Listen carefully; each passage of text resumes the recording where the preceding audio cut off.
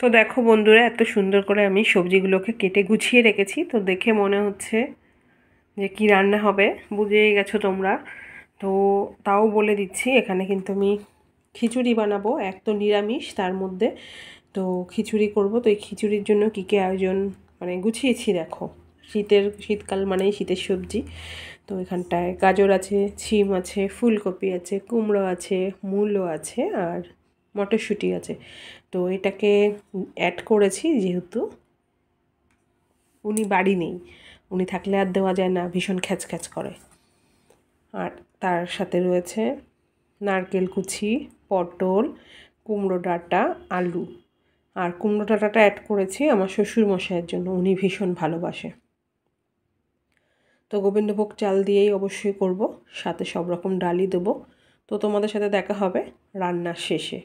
তো টমেটোটা দেবো না, যেহেতু আজ টমেটো দিয়ে খাবো না, সেই কারণে বারণ আছে। তো চলো খিচুড়ির রেডি হোক, তারপরে তোমাদের সাথে শেয়ার করব। তো বন্ধুরা দেখো, এখানটায় আমি 3 রকম ডালই নিয়ে নিয়েছি। এই যে মুগ ডাল, তারপরে মটর ডাল আর ছোলার ডাল। দেখো ছোট ছোট ডালটা হলো কী বলে, ছোলা না মটর ডাল, বড়টা ছোলার ডাল আর মুগ ডাল, 3টে ডাল দিয়েই আজকে কিন্তু খিচুড়িটা হবে। তো চলো, এটা আমি প্রেসারে কয়েকটা সিটি মেরে তারপরে বাকি কাজগুলো করি, কারণ এটাতেই বেশি টাইম লাগে।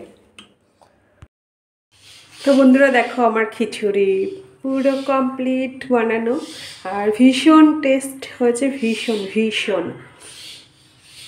তো কে কে খাবে চলে এসো আমাদের বাড়িতে। কেমন লাগছে বলো। তো এখানটায় আমার শ্বশুর শাশুড়ির জন্য বেড়ে রাখা কমপ্লিট। তো বাবা আসবে এখন নিতে, তাই বাটি করে রাখলাম যে একটু ঠান্ডা হোক, তাহলে নিতে সুবিধা হবে।